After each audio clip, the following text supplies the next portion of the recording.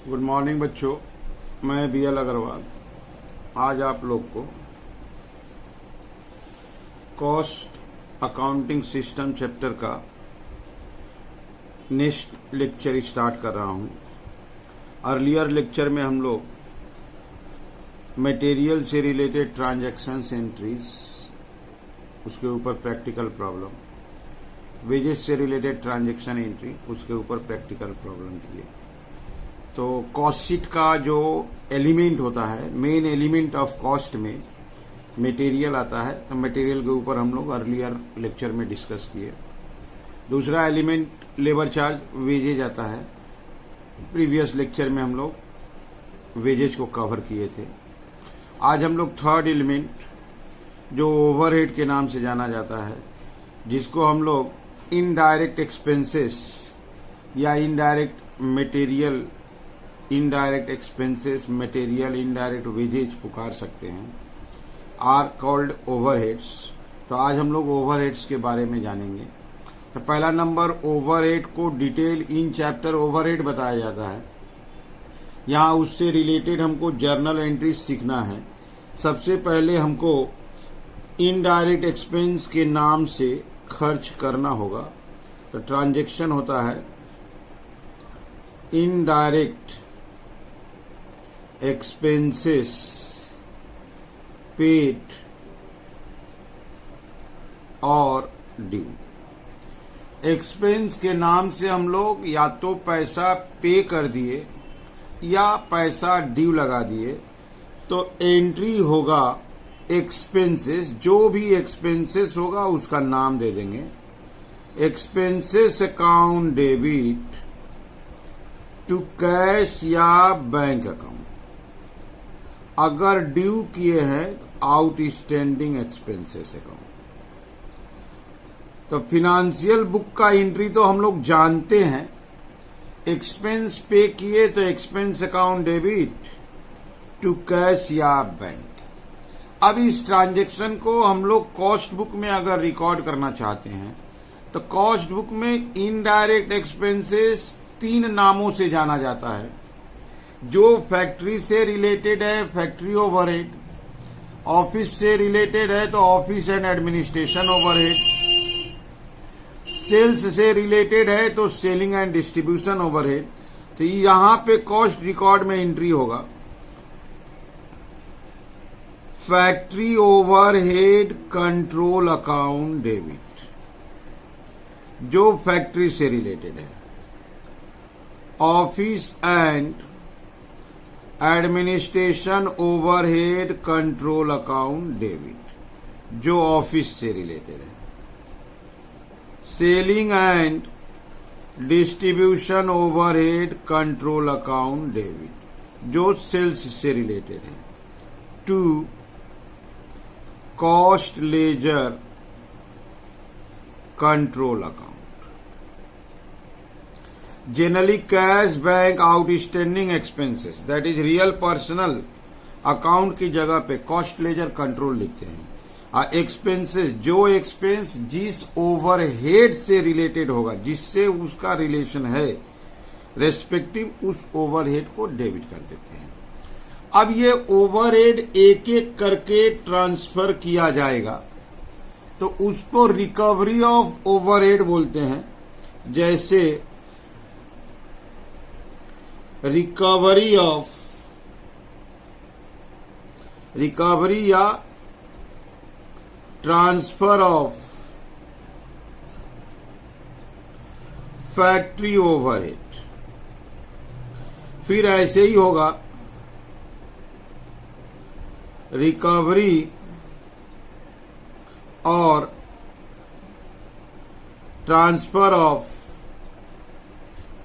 Office and administration overhead. ऐसे ही होगा recovery और transfer of selling and distribution overhead. तीनों ट्रांजैक्शन एक साथ लिखे, उसके पीछे लॉजिक था। जो ओवरहेड रिकवर होगा या ट्रांसफर होगा, मतलब हुआ कॉस्ट शीट में उसका जहां से रिलेशन है वहां उसको ट्रांसफर करना है, भेजना है, उसमें उसको ऐड कराना है। इस तीनों का फिनेंशियल बुक में कोई एंट्री नहीं कर पाएंगे। फिनेंशियल बुक में इससे कोई लेना देना नहीं है, ये कोई transaction as per financial record नहीं है। But as per cost record अगर आपको याद हो तो factory overhead part of production होता है। तो पार्ट ऑफ प्रोडक्शन होता है तो work in progress control account debit to factory overhead control account. तो factory overhead part of production होता है, इसलिए वर्क इन प्रोग्रेस में ट्रांसफर कर दिए।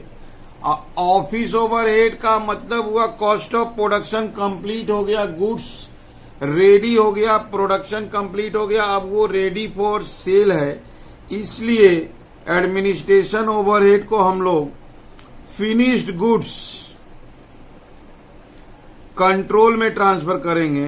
तो finished goods control account debit to office and administration overhead control account. Selling and distribution overhead का मतलब हो गया, अब हम लोग टोटल कॉस्ट जानेंगे, that is cost of sale पता लगाना है। तो सेलिंग एंड डिस्ट्रीब्यूशन ओवरहेड को cost of sale account debit to selling and distribution overhead control account. तो ये आपको याद रखना होगा, ओवरहेड में ज्यादा एंट्री का झमेला नहीं है। इसमें करते क्या है, पहले एक्सपेंसेस दैट इज ओवरहेड को पे करते हैं, और जो ओवरहेड जहां जाने वाला है वहां उसको ले जाएंगे, ट्रांसफर बोलो, रिकवर बोलो या एब्जॉर्ब बोलो। तो फैक्ट्री ओवरहेड का प्रोडक्शन से रिलेशन होता है, इसलिए उसको WIP की तरफ ट्रांसफर किए।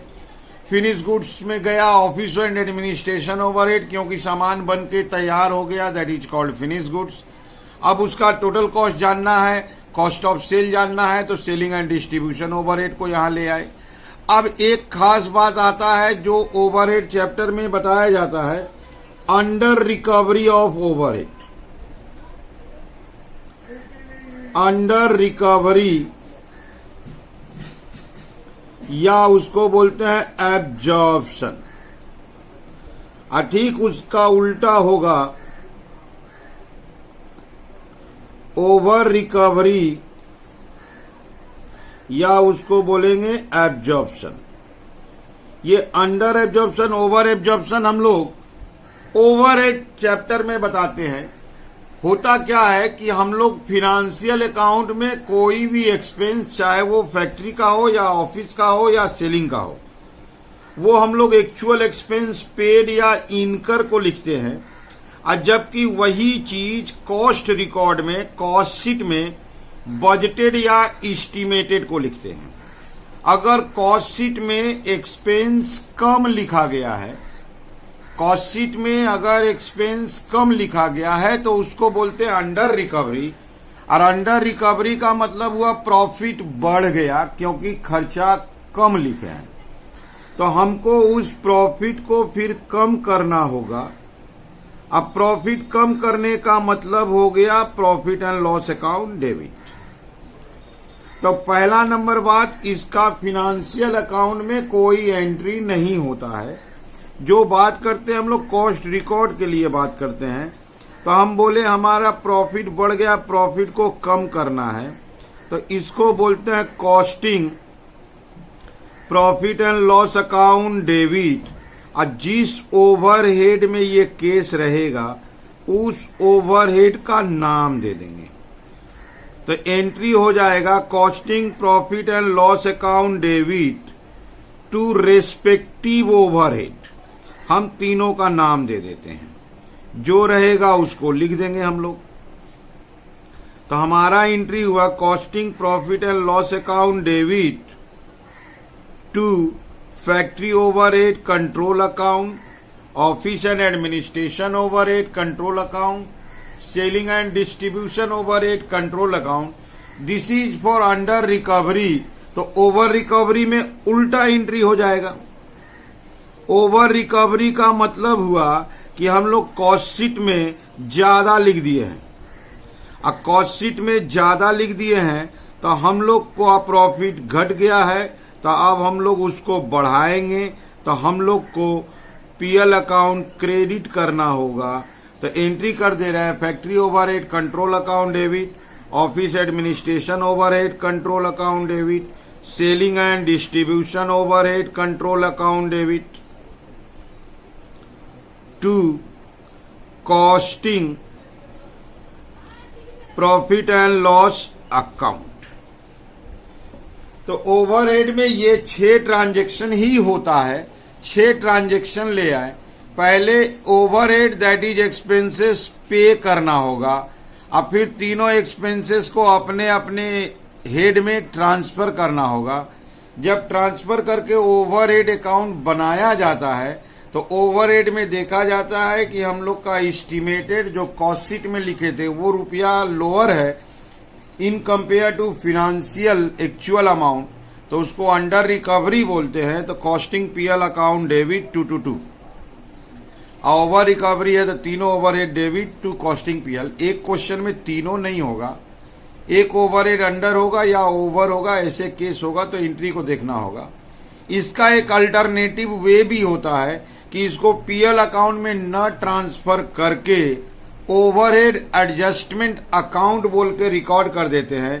दैट इज ये जो प्रॉफिट एंड लॉस अकाउंट लिखा गया है इसके जगह पे बहुत जन इसको ओवरहेड एडजस्टमेंट अकाउंट के नाम पे ट्रांसफर कर देंगे। ये इस जगह पे ओवरहेड एडजस्टमेंट हो जाएगा और वो ओवरहेड एडजस्टमेंट पीएल में ना जाके बैलेंस शीट में जाएगा। तो ये उसका एक अल्टरनेटिव ट्रीटमेंट हुआ। हम सिंपल जा रहे हैं, हम इधर उधर नहीं कर रहे हैं कि अंडर हो चाहे ओवर हो उसको हम लोग प्रॉफिट एंड लॉस अकाउंट में ट्रांसफर कर देंगे। ठीक है, अब इसके बाद हम लोग इसका एक प्रॉब्लम करके देखेंगे कैसे उसको हम लोग समझेंगे अंडर रिकवरी होगा कि ओवर रिकवरी होगा। एंट्री तो यही होगा, तो एंट्री को ध्यान में रखते हुए अंडर ओवर को बताएंगे। ठीक है, चलते हैं हम लोग प्रॉब्लम की तरफ बढ़ते हैं। तो ये एक प्रॉब्लम आपके सामने है।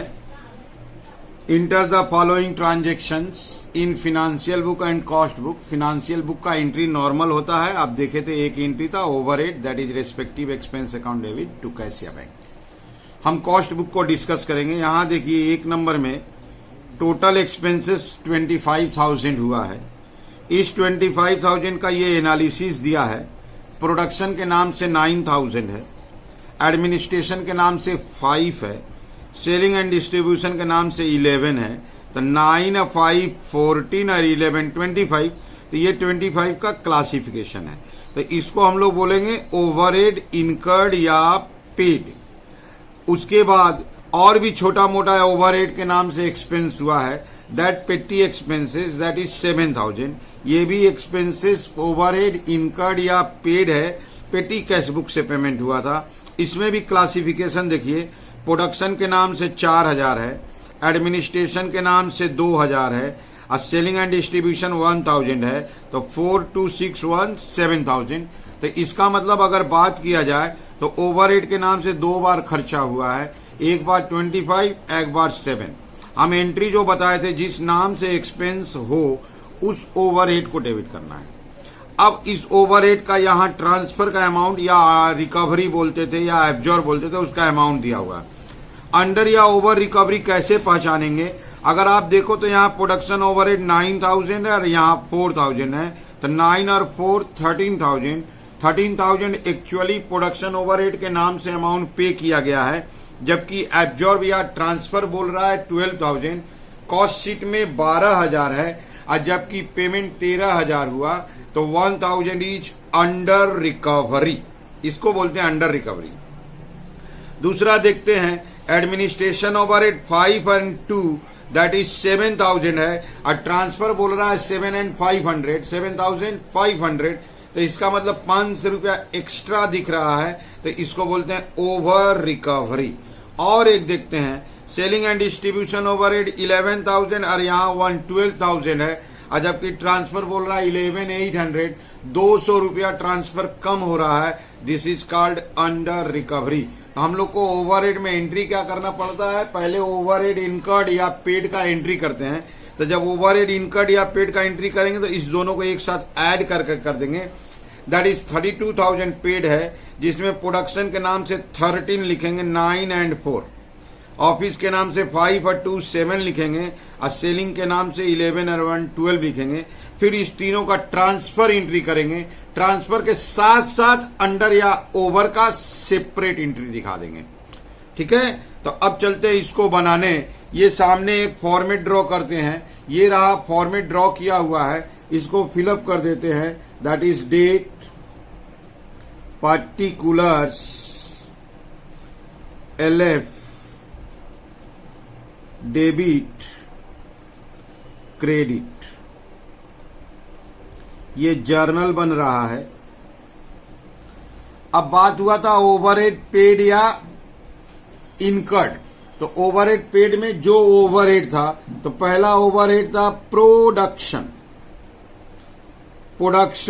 Overhead control account debit. ये दोनों मिला के था 9 and 4, that is 13,000। Administration overhead control account debit, ये था 5 और 2 7,000। Selling and distribution overhead control account debit, ये था 11 और 1 12,000। दोनों मिला दिया जाए 2 कॉस्ट लेजर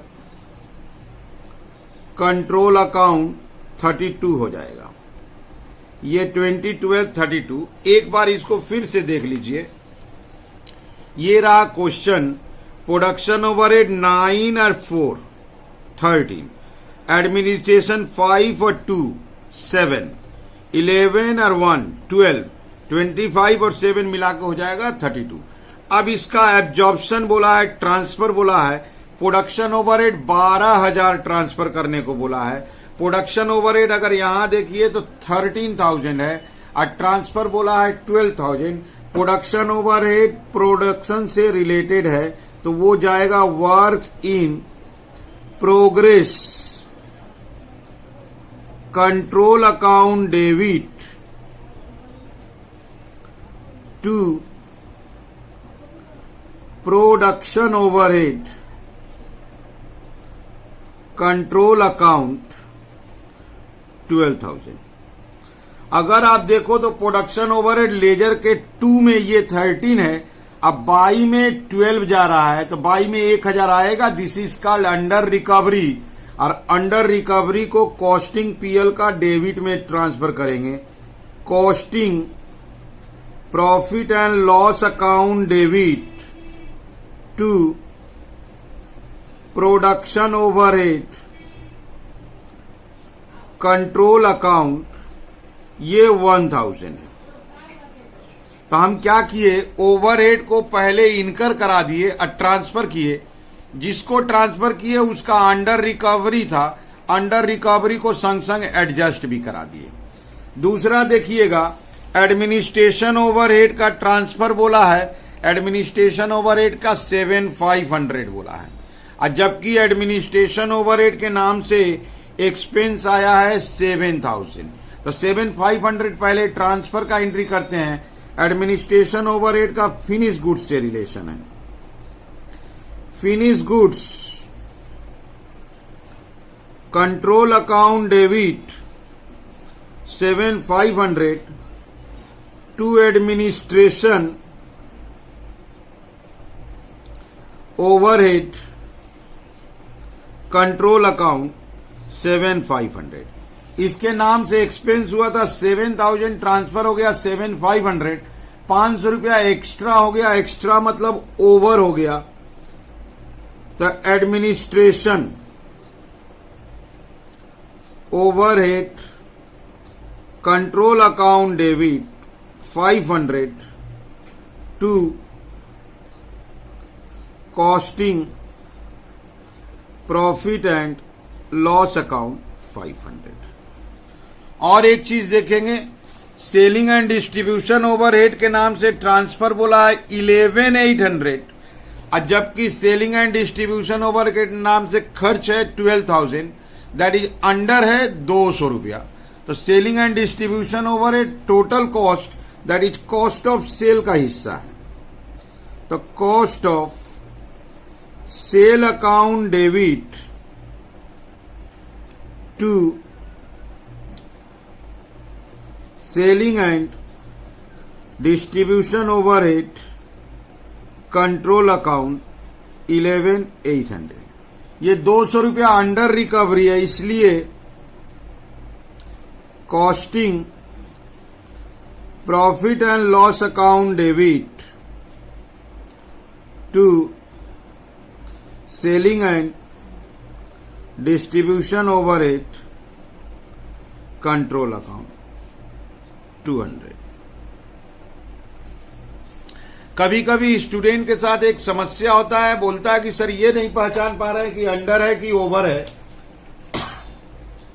तो इन शॉर्ट उसका एक तरीका हुआ कि आप देख लो एक्चुअल अमाउंट जो इनकर्ड या पेड है वो एक्स्ट्रा मनी है, और ट्रांसफर वाला छोटा मनी है, लोअर है, दैट इज अंडर है, और उल्टा केस में ओवर है।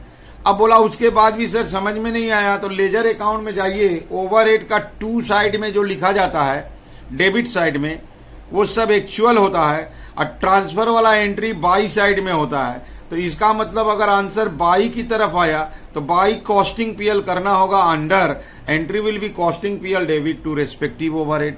ऐसे करके उसको पहचान लेते हैं। तो ये एक क्वेश्चन रहा जो आपसे को ओवरहेड से रिलेटेड बताया गया। ओवरहेड से रिलेटेड पहले एंट्री बोले, एंट्री के साथ उसके साथ एक क्वेश्चन बोल दिए। अब हम लोग क्या करेंगे नेक्स्ट लेक्चर में, मटेरियल, लेबर, ओवरहेड तीनों को एक साथ लेके सोल्व करेंगे। इसलिए आप लोग लेक्चर नंबर 1, 2, 3 एंड 4 4 लेक्चर जो गया है, चारों लेक्चर को केयरफुली ध्यान से सुनिए, समझने का कोशिश कीजिए, लिखिए उसको, एंट्री समझिए, एंट्री से फिर उसका मिक्स आएगा तो हम लोग डायरेक्ट वो ट्रांजैक्शन को रीड करेंगे, जो ट्रांजैक्शन है, फिर उससे एंट्री को बोलेंगे। ठीक है, आप लोग वीडियो पॉज करके लिखिए, उसको समझिए। अगर अच्छा लगता हो, समझ में आता हो, तो मेरे इस चैनल 3A एकेडमी को आप जरूर से जरूर सब्सक्राइब कीजिए।